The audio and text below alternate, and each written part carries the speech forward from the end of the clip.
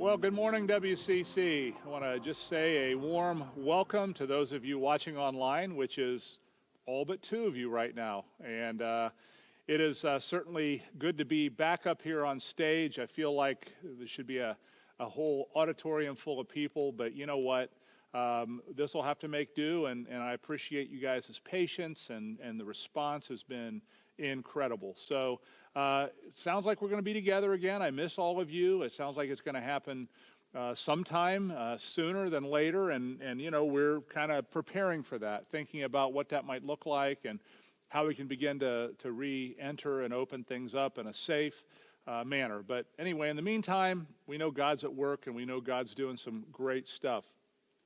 You know, the series we began last week titled Anchored, it was ironically and maybe more divinely, it's something that the idea we came up with months ago before we had any idea that we'd be in the midst of what we're going through right now. And, you know, God is so good in his providence that he knew exactly what we needed. And really the premise of the series, Anchored, is we want to talk about the things that keep us anchored and keep us stable and keep us connected to God during times when the seas get a bit rough. You know, I think when we take our eyes off of God and our eyes off of Jesus is when we really begin to feel the turbulence around us. You know, I think of Peter. You know, I did a couple series years ago. If you want to walk on water, you've got to get out of the boat. And I thought about that. You know, Peter was doing just fine as long as he kept his focus on Jesus. But the minute he took his eyes off Jesus and started looking at all the waves and the turbulence and the stuff that was going on around him, he began to sink. And I wonder how many of us right now are struggling with the very same thing of, you know, looking at the wrong things, maybe looking at the news too much. I'm probably guilty of that, thinking of the what ifs and the circumstances and all of the uncertainties and reading all of the bad headlines and the disturbing news and worrying about things that we have absolutely no control over. And my hope and prayer, and that's actually what I'm talking about today, is prayer. I hope it gets our focus back where it needs to be, and that's on God. And as long as we can keep our focus there, I think we'll weather these storms just fine.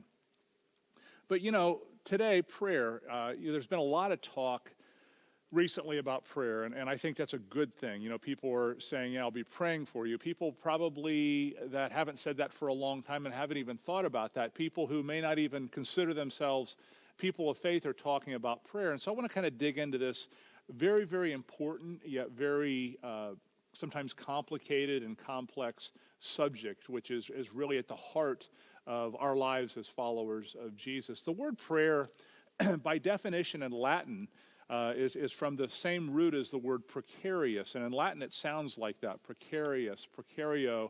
And it literally means an act of desperation. I think Jesus modeled this very, very well. This desperate need that we have to stay connected with the source of our faith is our Father in heaven. You know, Jesus would often kind of wander off during some of the busiest seasons of his ministry, and the disciples would be like, well, where did he go this time? And he might be over in a garden somewhere or across the lake, and he'd be praying because he knew the key to him succeeding and accomplishing the mission that he had come to earth to be a part of required him to stay connected and in tune with his Father. I think of even the night of his arrest and betrayal. He was in the Garden of Gethsemane and he pleaded an act of desperation, a plea of desperation, even Jesus in his full humanity pleading with God to take this cup from him. And yet he knew because of his connection and his eyes being fixed on the Father, it was about his Father's will and not his own. An excellent book that I read many years ago by one of my favorite authors, a guy named Philip Yancey. The book is titled Prayer, and he deals extensively with this topic. And maybe this is a good time for you to pick up a copy of the book or to download it and read it. It's an excellent look at this issue of prayer. And I just want to read you one part of it where he says, he asks the question, why does prayer rank so high on surveys of theoretical importance and so low on surveys of actual satisfaction? What accounts for the disparity between Luther and Simeon on their knees for several hours and the modern prayer fidgeting in a chair after 10 minutes? And we can all relate to that. And then he goes on and says, everywhere I encountered the gap between prayer in theory and prayer in practice. In theory, prayer is the essential human act, a priceless point of contact with the God of the universe. In practice, prayer is often confusing and fraught with frustration. My publisher conducted a website poll, and of 678 respondents, only 23 felt satisfied with the time they were spending in prayer. Advances in science and technology, no doubt, contribute to our confusion about prayer. In former days, farmers lifted their heads and appealed to brazen heavens for an end to drought. Now we study low-pressure fronts. We dig irrigation canals and seed clouds with metallic particles. In former days, when a child fell ill, all the parents cried out to God. Now they call for an ambulance or a phone and call the doctor. In much of the world, he continues on, modern skepticism taints prayer. We breathe in an atmosphere of doubt. Why does God let history lurch on without intervention? What good will prayer do against a nuclear threat, against terrorism or hurricanes or a global pandemic? To some people, prayer seems, as George Butrick put it, a spasm of words lost in cosmic indifference. And he wrote those words in 1942. I think it's all a matter of perspective. You know, when I'm in the mountains, and you all know that I love the mountains, it's amazing how different things look after you have, hiked up a mountain and you look down from maybe 5,000 feet up on a valley, and it looks so different than the valley you just came from. Maybe when you're on top of a mountain skiing, the world looks very, very different, and it looks as though problems seem, the community seems so much smaller and the world seems so much bigger. And I think that's how God always sees, life on Earth. I hear, you hear the stories of astronauts who have been in space and they've looked down on this little bluish green planet. And it seems so different. And for many of them, it's been a spiritually life-changing experience. And I think prayer, part of our problem with prayers is where we start from, where it starts from. Too often our prayers start from our perspective. I think of the Old Testament story of a man named Job. We hear of, I need the patience of Job, or that person has the patience of Job. And Job was a real person. He was considered to be the most faithful man on earth, and God allowed the enemy to tempt him to see if he would still maintain his faith. And essentially, Job lost everything. And at one point, finally in desperation, he begins to cry out to God and question God like we often do. And I love God's response to him in the 38th chapter of Job. And we begin with verse 1, and I want to read you a few of God's responses to Job because I think they could be his response to us today. In verse 38, it says, "The Lord spoke to Job out of the storm. He said, 'Who is this that obscures my plans with words without knowledge? Brace yourself like a man. I will question you, and you shall answer me. Where were you when I laid the earth's foundation? Tell me if you understand. Who shut up the sea behind doors when it burst forth from the womb? Have you ever given orders to the morning or shown the dawn its place? Have you journeyed on the springs of the sea or walked in the recesses of the deep? Have the gates of death been shown to you? Have you seen the gates of the deepest darkness? Job, have you comprehended the vast expanses of the earth? Tell me if you know all of this. What is the way to the abode of light, and where does darkness reside? Can you take them to their places? Do you know the paths to their dwellings? Surely you know, for you were already born. You have lived so many years.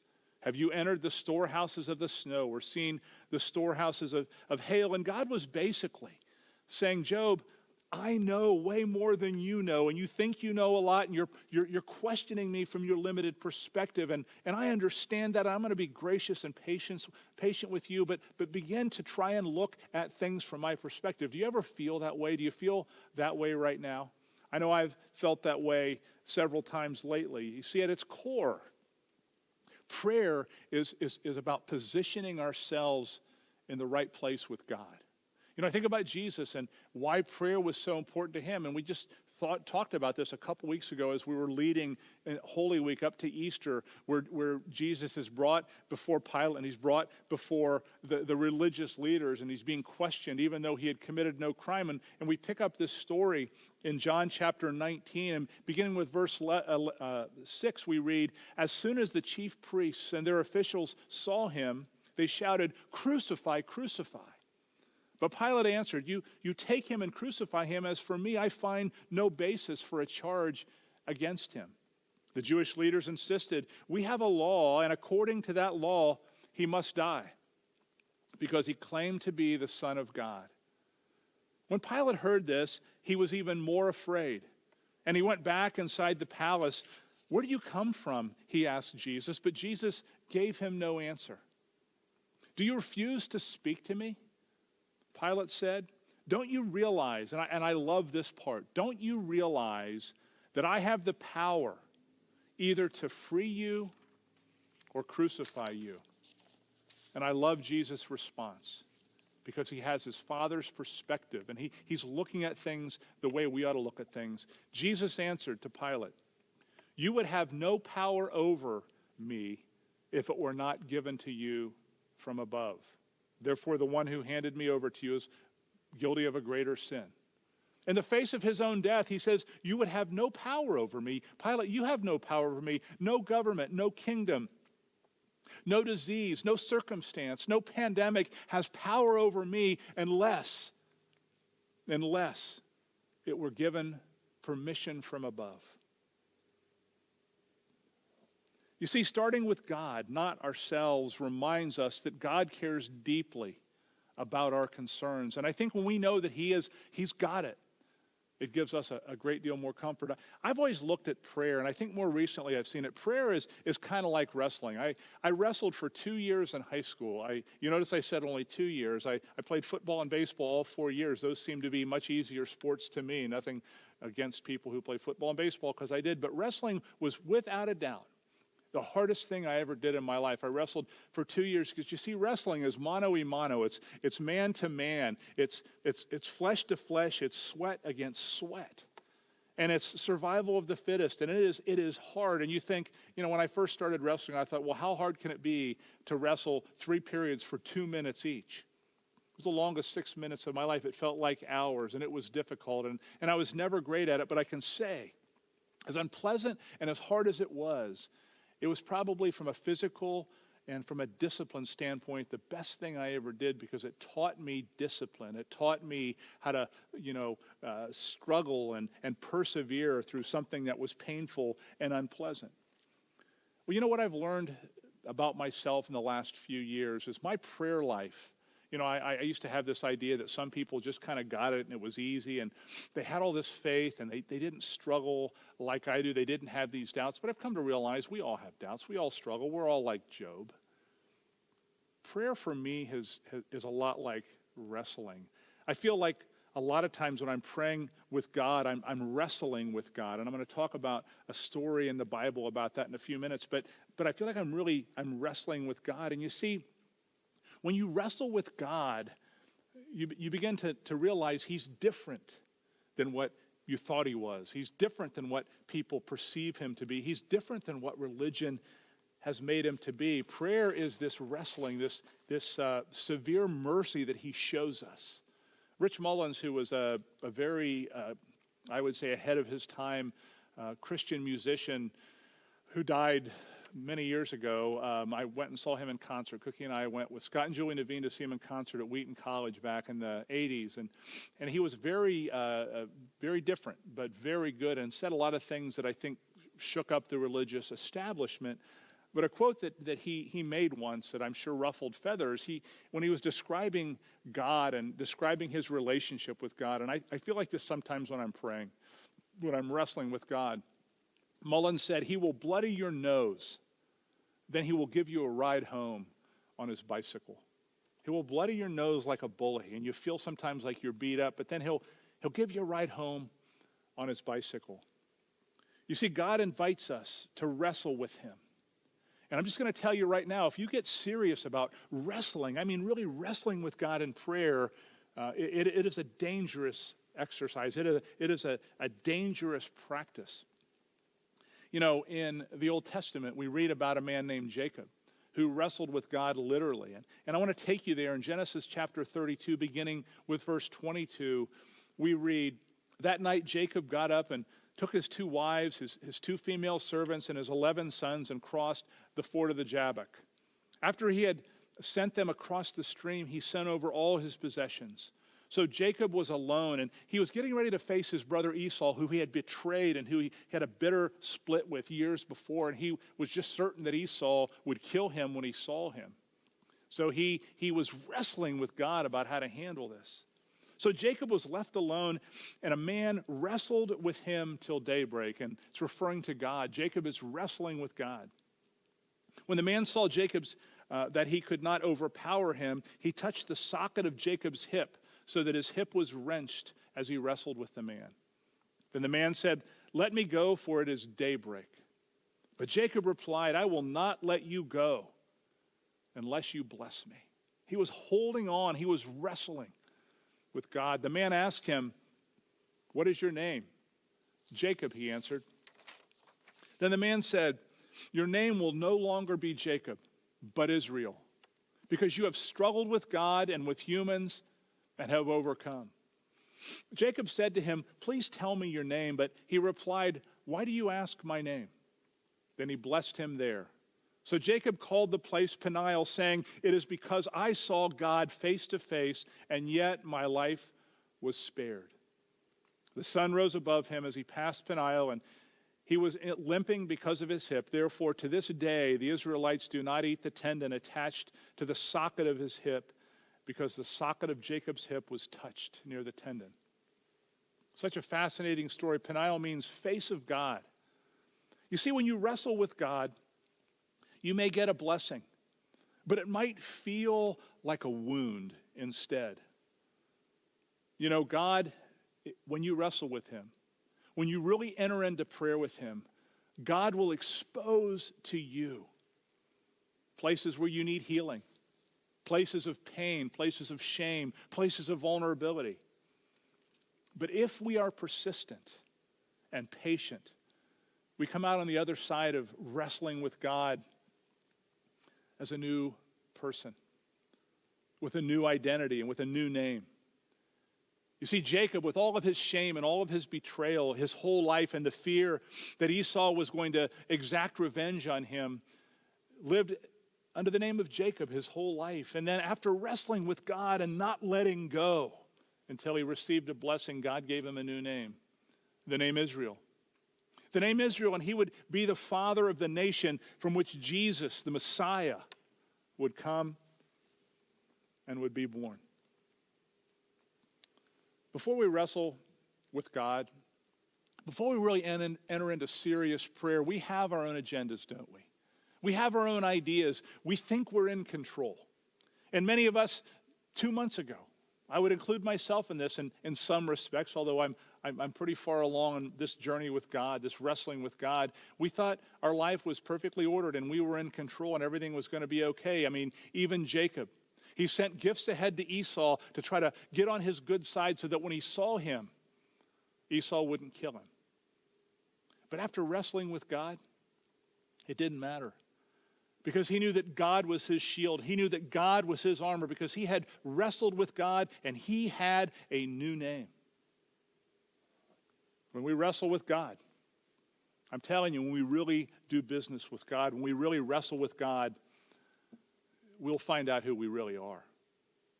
And my hope and my prayer for all of you, for all of us during this time where the world is on pause for the most part, where we're in this most odd season that any of us can ever remember, my prayer is that you will begin to wrestle. I mean, really wrestle with God in prayer. Really get honest with God. Get vulnerable with God. Get naked before God, figuratively speaking. Bare your soul to God and wrestle with him and let him begin to change you. Let him begin to give you a new name and a new identity. Let him show you who you really are. Let him expose you for who you really are. You know, about 4 years ago, I was in a pretty dark spot when it came to this issue. I started working on my identity through counseling and different things about 10 years ago. But about 4 years ago, when I came back from Colorado, I just felt overwhelmed and I felt like I was suffocating. My identity was so connected to this church and this ministry and this community, and I felt so much pressure to make things happen and to keep this thing going the way it has. And I really began to wrestle with God. I mean, I was wrestling hard with God. And he began to change my heart and my perspective. And it was not easy, man. Sometimes I'd be like Rich Mullins described it. I'd come out of it with a bloody nose or a bloody lip. I feel like I'd been in a wrestling match with a ranked wrestler or something like that. But it was what I needed to expose at the very core of who I am, what my fears and insecurities are. And I can tell you, man, I'm in a much different place today. But it's not an easy place to get to. You know, there's a lot at stake for you personally as a Christ follower. There's a lot at stake for the church. There always has been and there always will be. But I think this pandemic, and I don't want to dwell on that. I want us to begin to move forward, you know. But I think it exposes some things about us as the church, and I think us as Christians, for you. And I guess here's a couple questions that I want to kind of begin to leave you with today. Will we be people who sleep through this pandemic and wake up on the other side of it unchanged? Will we be that person? Will you be that person? Are you just going to sleep through this and focus so much on normal and what it's going to be like that you're going to kind of, for all intents and purposes, spiritually just sleep through this pandemic and wake up on the other side of it as exactly the same person you were going into it? Or during this time, when you're already wrestling with life and wrestling with what this is going to look like, instead, will you be a person who will wrestle with God like Jacob did and come out on the other side of this with a new name, with a new identity, firmly anchored in Jesus? Because if we don't do that, as individuals and as a church, this will have been a waste. This will have been a true tragedy. But Paul says in Romans 8:28, all things work together for the good of those who are in Christ Jesus, if we lean into what it is God's trying to teach us and show us through all this. There's an amazing freedom on the other side of wrestling with God, and I can tell you without a shadow of a doubt, it is true in my life right now. I feel the weirdest freedom I've ever felt in my life, knowing that I have no control over this. I don't know what the church is going to look like 6 months from now, but it's going to be good. Because God is good. It's going to be good because God is good. You know, in the Old Testament, on the Ark of the Covenant, the lid on the Ark of the Covenant is called the mercy seat. And Christians have used this throughout the centuries in a lot of different ways. The mercy seat represents that place where God is present and where the gospel is being played out in our lives, where God's mercy is being shown to us, sometimes a severe mercy, sometimes a painful mercy, sometimes an unwanted mercy, but in the end, a healing mercy that makes us whole. As I've thought about this week, I have a mercy seat where I've spent a good bit of my time the last 4 years doing the wrestling with God. It's a chair in my living room. It's where I meet God. It's where he is present. It's become a safe place for me. But sometimes I leave that mercy seat and I feel beat up. But God always there to pick me up and to wipe me off and to go, I know this is hard. I know it's not easy, but stick with me.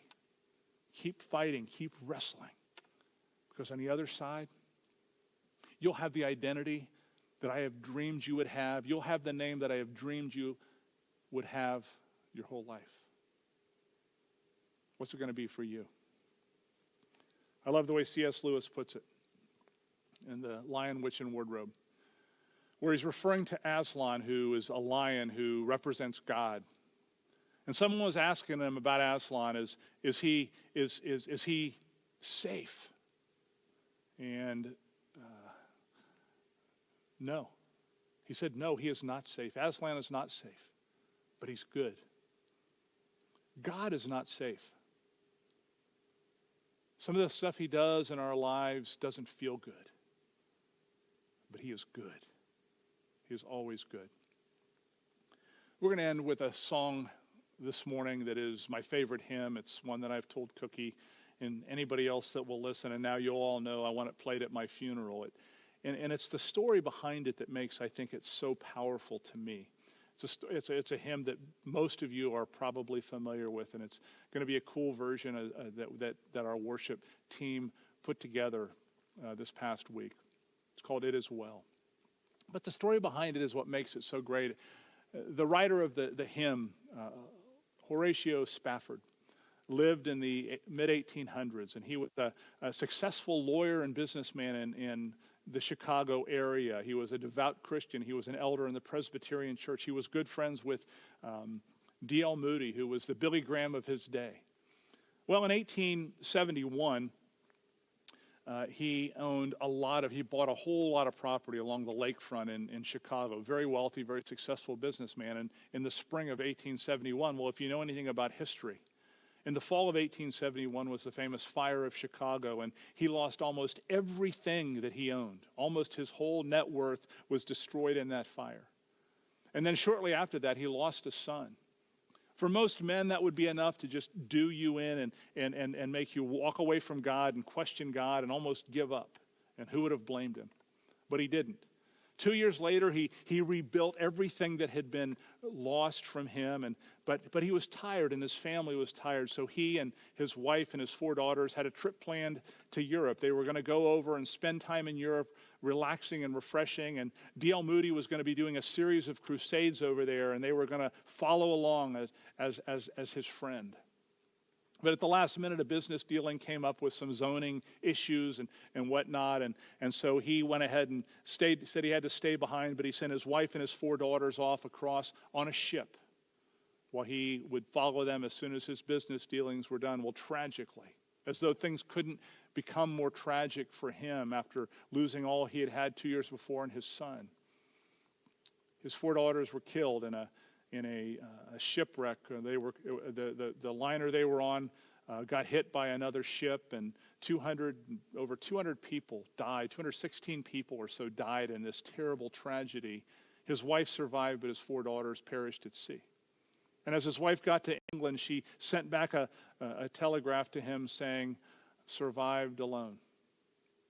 So he immediately got on a ship, went over to meet her, and God spoke to him when he was at that place in the ocean, approximate place where his daughters lost their lives. And God gave him the words to the song, "It Is Well." It is well. And if you read about the rest of his life, he never lost his faith and he never took his eyes off of God. If a man who has lost 5 children, his business, and had to rebuild it, can write the words, "It is well," because of his faith and his focus on Jesus, because he wrestled a lot with God. If he can get through that and still say, "It is well with my soul," we can too. So as our worship team leads us through this song, I pray that you would just allow the Holy Spirit to have his way in your life, to speak to you in these next few moments. And then I'll close our time together.